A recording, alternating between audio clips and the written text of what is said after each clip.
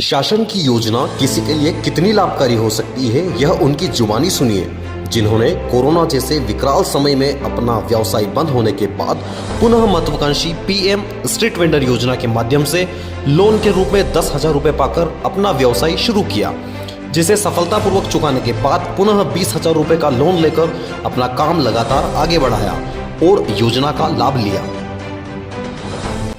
मेरा नाम रीना राठौर है।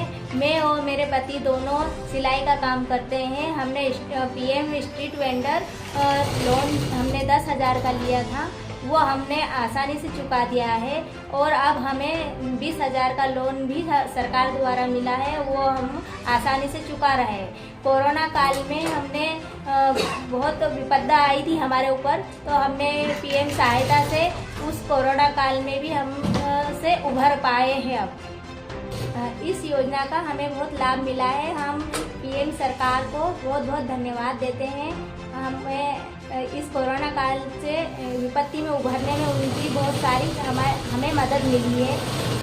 के अतिरिक्त हमें प्रधानमंत्री आवास योजना का भी लाभ मिला है और खाद्य पात्रता पर्ची भी हमें मिली, वो हमें संजीवनी का काम करती है। आइए अब रूबरू होते हैं हातोद के ही धर्मेंद्र जोशी जी से, जिन्होंने 10,000 रुपए का लोन लेकर अपना किराना स्टार्टअप शुरू किया, जो अब सफलतापूर्वक अपना बिजनेस कर रहे हैं। मेरा नाम धर्मेंद्र जोशी।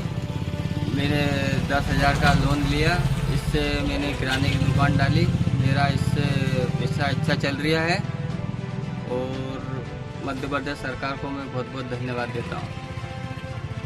ऐसे ही योजना के लाभ के क्रम में प्रधानमंत्री आवास योजना की हितग्राही सपना चौहान बताती है कि उनके ससुर के नाम से आवेदन करने पर उनका चयन प्रधानमंत्री आवास योजना के लिए चयनित हुआ, जिसके बाद अब उनका घर कच्चे से पक्का बन चुका है। मेरा नाम सपना चौहान है, वार्ड क्रमांक 7 की निवासी हूँ।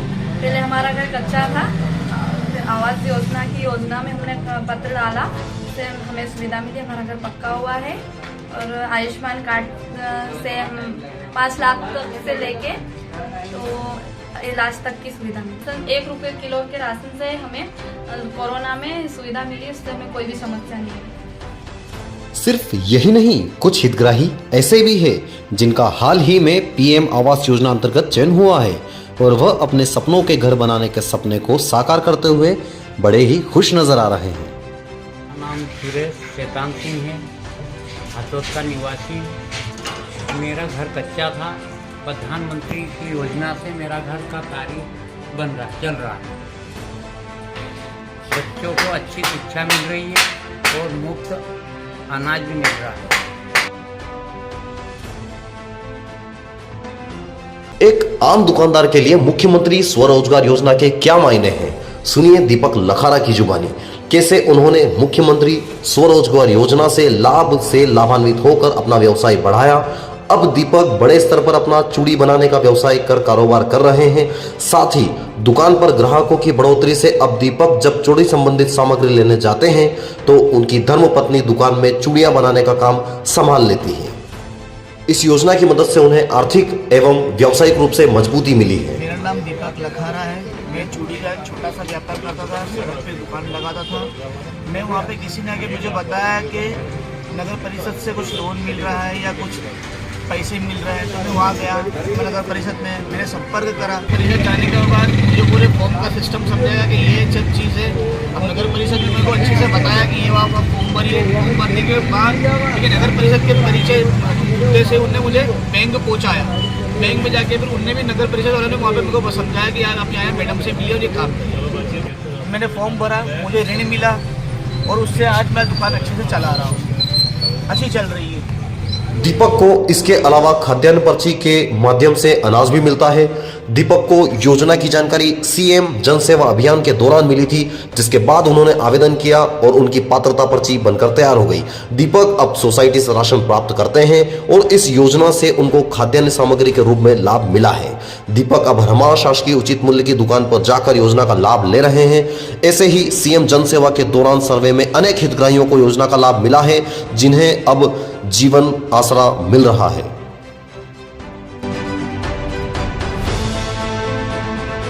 महिला सशक्तिकरण एवं महिलाओं को समाज में स्वावलंबी एवं उनकी आय के स्रोत को बढ़ावा देने के उद्देश्य से शासन की महत्वाकांक्षी योजना दीनदयाल अंत्योदय योजना राष्ट्रीय शहरी आजीविका मिशन अंतर्गत हातोद के ही कुल 26 समूह बनाए गए, जिन्होंने धीरे धीरे अपने आय के स्रोत को बढ़ाते हुए अपने व्यापार का विस्तार किया। साथ ही मुनाफे की पूंजी को भी व्यापार में लगाकर लगातार व्यापार में बढ़ोतरी कर रही हैं, जिससे सरकार की मंशा के अनुरूप योजना के प्रति उद्देश्य सार्थक होता दिख रहा है। आइए सुनते हैं समूह के सदस्यों की जुबानी, जिनमें हर हर महादेव स्वयं सहायता समूह की अध्यक्ष उर्मिला भाटी, उपाध्यक्ष आशा जगदीश मकवाना, कोषाध्यक्ष सीमा अशोक भाटी ने अपने समूह के साथ मिलकर आंवले की चूर्ण बनाने का काम शुरू किया। अब लगातार पौष्टिक आंवला चूर्ण बनाकर समूह के रूप में कार्य का विस्तार कर रही है और लगातार पौष्टिक आंवला चूर्ण बनाकर समूह के रूप में कार्य का विस्तार तो कर ही रही है, साथ ही समाज में महिला सशक्तिकरण की मिसाल पेश कर रही है। मेरा नाम उर्मिला भाटी है। मैं स्व सहायता समूह की हर हर महादेव की अध्यक्ष हूँ। नगर पालिका की तरफ से हमें सहायता समूह में लोन प्राप्त हुआ है। लोन मिलने के बाद हमारे काम को हमने आगे बढ़ाया है। तो लोन मिला, उस लोन से हमने इसको काम को बढ़ाया है। और आशा जगदीश मकवाना है। मैं स्वयं सहायता समूह से जुड़ी हुई हूँ और उसके साथ साथ हमें पहले हमारी आर्थिक स्थिति बहुत ख़राब थी और हमें समूह से लोन प्राप्त हुआ है नगर पालिका द्वारा, तो जिससे हमारी आर्थिक स्थिति में सुधार आया। हम जो हमारा आंवले का कारोबार करते हैं उसमें भी हमको बढ़ोतरी मिली। इसके अलावा हमें आवास योजना का लाभ मिला है, जिससे हमारा घर कच्चे से पक्का बन गया है और पात्रता पर्ची भी है, जिससे हमें राशन मुफ्त मिलता है और कला योजना का लाभ भी मिला और हमारा आयुष्मान कार्ड भी बना। गरीब को अपना पक्का घर देने का ये अभियान सिर्फ एक सरकारी योजना मात्र नहीं है, ये गांव को, गरीब को विश्वास देने की प्रतिबद्धता है। ये गरीब को गरीबी से बाहर निकालने की, गरीबी से लड़ने की हिम्मत देने की पहली सीढ़ी है। मेरा नाम नर्मदा है और मेरे पहले कच्चा मकान था, अब पक्का हो गया। बारिश में कोई दिक्कत नहीं है, मोदी जी के धन्यवाद। योजना का लाभ मिलने के बाद सफलतापूर्वक अपने कार्य को बढ़ाते हुए हातोद के व्यवसायी लखन। मैं लखन रावल हातोद का रहने वाला हूँ।